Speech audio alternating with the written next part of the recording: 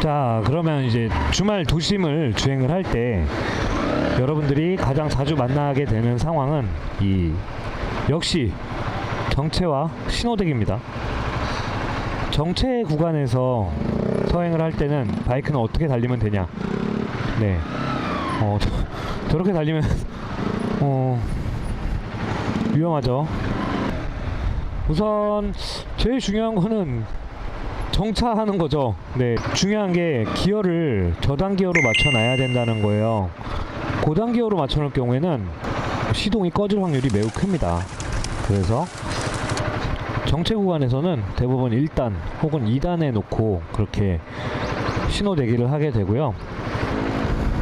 물론 차간으로 주행을 해서 앞으로 이동하는 것도 방법일 수는 있는데, 그거는 신호 대기일 때 상황이라고 생각을 하고요. 이런 정체 구간에서 이렇게 가는 중에는 언제든지 옆 차선으로 차선 변경을 하는 차들이 있기 때문에 위험한 것 같아요. 네, 차간 주행은 좀 위험한 것 같아요. 지금 이 두 대 차 같은 경우에도 그렇죠.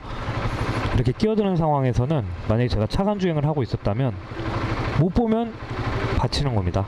네, 그래서 정체 구간에서는 차간 주행은 가능한 한 하시지 않는 쪽으로, 지방국도를 주행할 때는 바로 앞을 보는 게 아니라 한참 앞을 봐야 이런 상황에 빠르게 대처할 수가 있는데, 정체 구간에서는 너무 먼 앞을 미리 예측하는 거는 오히려 더 위험할 수 있다고 생각을 합니다.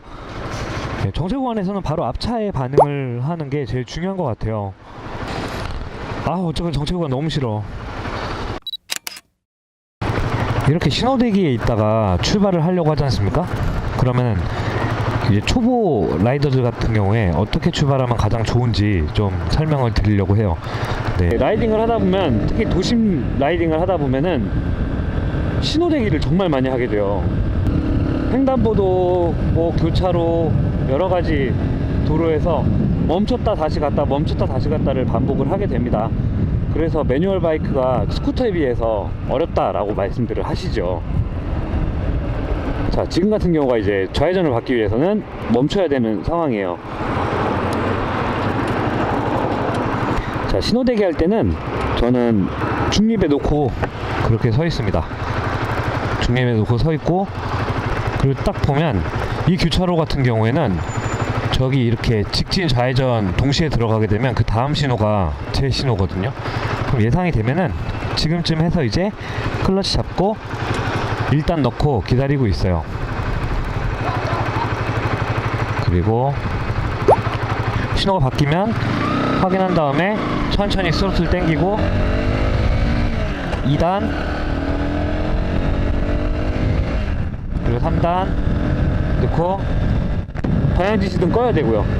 이게 처음에 초보 라이더들 같은 경우에는 방향 전환을 하고 나서, 이게 자동차는 핸들을 돌리면은 자동으로 방향지시등이 꺼지지만, 바이크는, 대부분의 바이크들은 이렇게 방향 전환을 하고 나서 라이더가 손으로 직접 또 꺼줘야 돼요. 그래서 이거 깜빡하는 경우들이 많으신데, 라이더는 깜빡한 거지만 뒤에서 오는 차 같은 경우에는 제가 이쪽으로 가려고 한다라고 인식을 할 수밖에 없거든요. 그럼 그렇게 사고 나는 겁니다. 그래서 신호대기 멈췄다가 다시 출발하는 것, 그리고 방향지시등을 다시 원상복구 해주는 것도,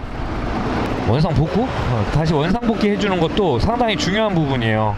네, 어려워하지 마시고요. 작은 규칙들을 하나하나 지켜가면서 그렇게 라이딩 하시다 보면 어느새 편안하게 주행하는 여러분들을 발견하시게 될 겁니다.